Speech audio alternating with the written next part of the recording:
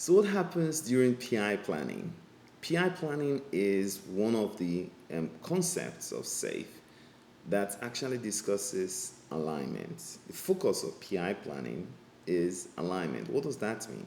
It means that multiple teams and the program that are building a similar solution, they come together, as part of an agile release stream or ART, as they would like to call it. Now, this agile release train come together for 2 days, 3 days in some cases. It depends on the structure of the organization. With this whole remote policy, these teams get to meet for, in some cases, especially with distributed teams. That I mean teams that are based out in India, Bangladesh, other parts of the world. They have to figure out a time that works. So most organizations do 3 days, some do four. I've even held head of organizations who do PI planning for 5 days. So it depends on the company, it depends on the complexity of the product, it depends on the location of their team. Now, going back to PI planning is that event that these people come together and say, what are we going to be doing for the next 3 months, 10 to 12 weeks? What are we going to be doing? And this is where the business comes in, to share a business vision. Why is this focus of ours for the next 3 months, why is this important to the business?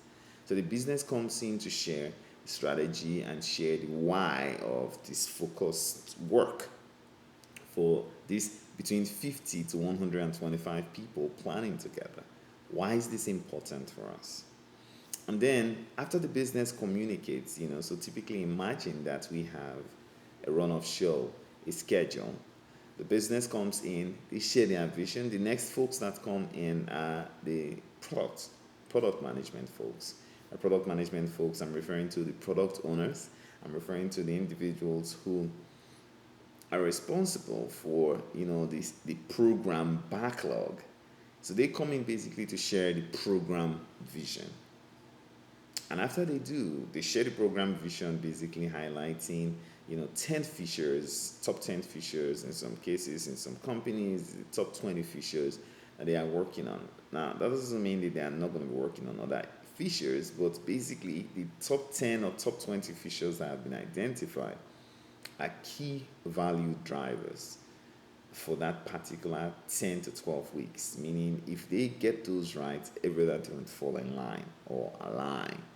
Now, the product management folks talks about the vision or the capabilities that they are trying to enable using these top 10 features. So describing that to the program where everybody's listening to the same information is crucial. It's very crucial to the success of the 10 to 12 weeks that this teams of teams will be working on. Now, after the product management they are done, the solution architect or the enterprise solution architect comes in to talk about the solution vision. Meaning, as a solution architect, they are looking at what are the impacted application, what are the solution, what is the changing landscape of the solution, these features that are going to be implemented by the team. What are the enablers that have been put in place? By enablers, I mean the infrastructure, the architecture is referred to as the architectural runway, the what basically would help this feature, be successfully implemented. They discuss that. What are the changing landscapes? Are they impacted applications upstream and downstream? In some organizations, talk about the AISs, which so all of these elements are talked about by the solution architect, meaning the solution vision. And then they step out, they speak for about 10 or 15 minutes, and then the release train engineer comes in to discuss how the teams are going to be planning together. So going back, the business comes in to discuss the why, the product comes in, product management function, or the product management group, because they are typically a group, they have a representative who comes in and talks about the product vision. And thereafter, the solution vision is talked about, and then the release train engineer. The release train engineer is the chief scrum master. He or she is responsible for the program. And They are actually more like, see them as the MC, master of ceremony for the PI planning, because they coordinate the logistics, they ensure that everything is aligned, the run of show is going as it is planned, who speaks who speaks now, who speaks later, they coordinate all of that. So the release train engineer comes in and says that the PI planning is going to be structured like this, like this, like this. He explains the process. Now the process is going to be like this. Teams would break out, there will be first breakouts where the teams would break out into their various teams. And when they break out to their fishers and they start the process of planning for their fishers. And after planning, for a given number of time, typically the first breakout is about what, 4 hours? After that time, 3, 4 hours, after that time, the team comes back with a draft plan. A draft plan simply means that, all right, we've been planning so far. We have come up with something which we think is what we can deliver, which is what we can do, and we would like to read that out. So there's a draft plan readout. But before I jump into the draft plan and the draft plan readout, I'd like to tell you what happens in between when the release train engineer describes, the process, and when the team go out into the breakout room. There is going to be multiple scrum of scrums. Scrum of scrums is touch points, between the release train engineer and the scrum masters or the scrum master representative on each team. In other words, they come in and meet with the release train engineer, and the release train engineer asks questions like, hey, have your capacity been identified? Have your iteration goal being defined? Have you identified your dependencies? The release train engineer asks these questions to the scrum master, more like a checklist of questions to ensure that certain things that need to be done during this breakout room with their team has to be done. So the scrum master will typically say, oh yes, oh no, on this, yes on this, we are in the process of it. Okay, the release train engineer says, fantastic. After a couple of hours, another scrum of scrum is had. Just to be sure, are we still keeping aligned? Are the teams doing this? Have they done this? What issues is preventing you from identifying the capacity of your team? So the release train engineer constantly checks with the scrum masters of each team that they are planning the way they should. And so, now let's fast forward back to the draft plan. So the draft plan comes out, and each representative of each team reads out their draft plan. Now, for who's the audience? First, for themselves, and other teams who are dependent on them, but also equally important for the business, because the business will be listening to say, okay, team A is working on this, team B is working on this. This is their draft plan.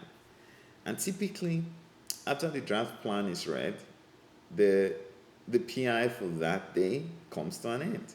It ends for the team members because they've been able to share a draft plan. Now, that draft plan is given to the business. The business, at the end of that PI planning day session, the business meets together, and this meeting is facilitated by the release train engineer. The business meets together for what we refer to as management review. So at the management review, the business comes together and say, this is what these teams are working on. Are they going to realistically deliver on this? Is this aligned to the priorities or our strategy of where we want to go for the next 3 months? What do we need to change? There are some risk and dependencies here. Can we manage this differently? How do we manage for this risk? And so they have this conversation amongst themselves, but the release train engineer is facilitating a dialogue towards ensuring that from that draft plan, that's a management review could be, what are the changes that the team needs to make when they come in the next day? So these are action items for team A, action items for team B, action items on team C. The release train engineer tracks this because he would have to communicate this to the members of the team when they come in the next day. So it's key that he or she not only facilitates the session, but take those notes on the changes that management would like to see happening at their different teams. So the next day comes in, everybody goes home for a good rest. They come back the next day, and the sprint planning and the PI planning continues. And so the release train engineer talks about, hey, from the management review the other day, the management are making some changes here for team A, team B. You should be conscious of these changes. Team C, these are the changes that was made. So every team basically has an overview of what management is recommending that they are going to be changing. And after that, the sprint now takes that information and goes back into their breakout rooms, which are their teams, and continue planning. Now, again, they spend about 3 or 4 hours within this time planning, and the Scrum Master is there ensuring that the team is not planning extensively, meaning the team is not planning for the entire 10 to 12 weeks. The team is focused on planning for the first 2 iterations or 2 sprints. That is the focus of the planning. Every other iteration should have some light planning. By light planning, I'm referring to maybe 60% feature, 60% work that is dumped on that sprint. The next sprint, maybe 30 or 40%. The reason is they are going to do sprint planning later or iteration planning later. So why plan extensively? The focus should be on these next 2 weeks for us to have a healthy backlog for us to work on. Let's focus on these first 2 iterations. And of course, do not forget, the last iteration is left devoid of work. We'll come back to that later. So they go back into the breakout room, planning, and amongst themselves, talking and discussing and reviewing those features, looking at those features, looking at those dependencies, and having conversations with other teams on dependency commitments and how they are going to bond through this work. So it's a back and forth conversation, but it's very interesting because it gets everybody in the same room to think about what they are going to be doing for the next 10 to 12 weeks. And then quickly discuss, dependencies, challenges, collaboration opportunities as quickly as possible. Unlike, outside this PI planning, when they want to do it in a traditional work when everybody is busy, now everybody is focused on having these conversations. And then the team emerges from their breakout room with a final plan.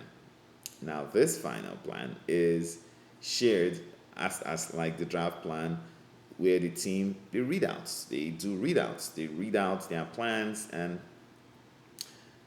the business is listening. And if there are changes, they ask. If there are changes, they make changes. If there are clarifying questions that they have for the team, they ask those clarifying questions to have a good understanding of what these teams are committing to delivering. And then typically, that's it.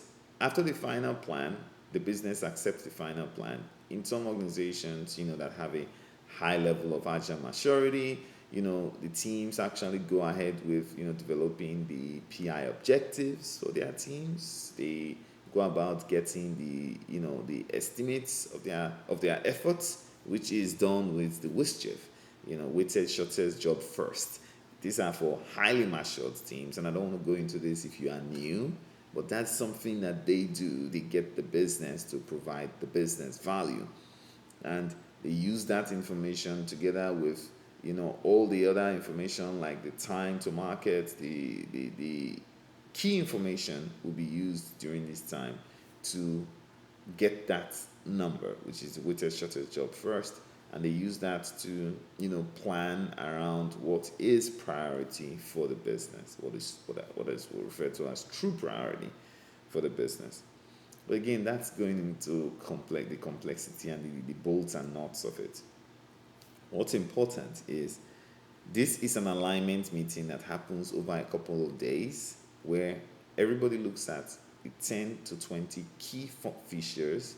Each team takes their piece of it. They have a conversation amongst themselves. They share that plan with the business reacts to it, and commitments are made. And when commitments are made, the session ends with the team committing to that work, meaning they use techniques like the fist of five, on a scale of 1 to 5, how comfortable are you with this PI is a question that is typically asked. And everybody, share, 5 being I'm super confident that this PI is going to be successful. 1 being I have zero confidence in this PI. And then the release train engineer facilitates that session to be sure that whoever's confidence level lower than 3, people get to air themselves and express their thoughts. And by doing so, the teams might need to go do some further planning of some sort to get to a higher, I would say, confidence level. And then the meeting ends, the PI planning ends with a PI retrospective, or a program retrospective. The release train engineer facilitates this session and saying, in the spirit of continuous learning, in the spirit of continuous improvement, what would you guys like us to change in the subsequent PIs? And this information goes, of course, into the improvement backlog and they implement in the subsequent PI. Long and short of it is the PI planning is an alignment meeting where people come together to be aligned on the work that needs to be done. They do so in the spirit of partnership and deep collaboration, having a keen understanding of what not only they, but also others are working on. And then using that information to make commitments. Commitments in the form of code drops. My team would be able to drop this code on this date. Okay, with that, my team, immediately your team can drop the code, by drop code or code drop, I'm referring to when they will be able to complete their work, and then drop the software or the code in a shared repository for the other team to start their own work or run a test, start their own development work, whatever it is. The other team can start working. So your team completes their part, our team continues from here. So the conversation around when this is going to be happening, what iteration or sprint is this going to be happening, when should we expect it, and all of that conversation happens within the PIs. It's a beautiful time where everybody gets a taste of what is to come for the next 10 to 12 weeks, commit to that work, and then stay aligned on the key functionalities or capabilities that we're enabling for the business. That's it. PI planning in a nutshell.